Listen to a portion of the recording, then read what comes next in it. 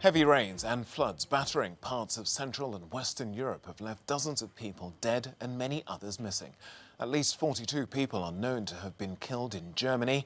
Rivers burst their banks in the neighbouring states of North Rhine-Westphalia and Rhineland-Palatinate. In Belgium, at least 6 people died in the city of Liège. The Netherlands and Luxembourg have also been badly affected, with evacuation orders issued in a number of areas. Well, in the town of Schlud, near Bonn in Germany, 6 houses were swept away. Authorities have recovered several bodies from cellars across North Rhine-Westphalia, Germany's most populous state, where thousands have also been left without electricity. More rainfall is expected in the region. Well, authorities in the Netherlands, Belgium and Luxembourg, meanwhile, have also issued flood warnings. In the Belgian province of Liège, a red alert level is now in place. Those living near the River Meuse have been told to evacuate as more heavy downpours are predicted. One resident explained how his wife and young son got trapped by the fast-rising waters. I left at around 10 o'clock. I went to see the river because the water was rising and I wanted to see if it would overflow and reach us. I was at the riverside and my wife called me, asking me to come back quickly because the water was rising. And when I arrived, look, our 2 cars, my wife and my 3-year-old son, they're all alone and I can't do anything. I can't do anything at all. They're blocked. She's panicking.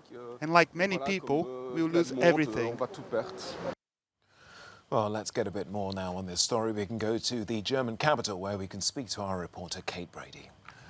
Kate, good to see you there. Tell us, Germany, like so many other countries we've mentioned, seems to have been completely caught by surprise by this unprecedented level of rain. It certainly does seem to have taken the whole country by surprise, but not least of all those locals who have been affected in North Rhine-Westphalia and Rhineland-Palatinate.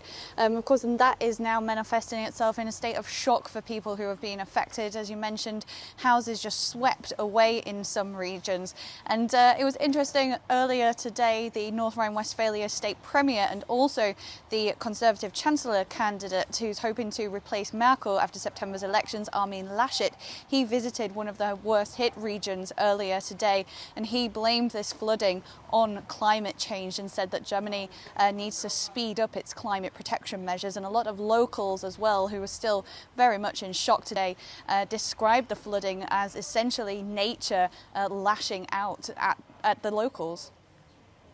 Kate, what measures have been deployed to help look for those missing people and also those people who've been forced to evacuate?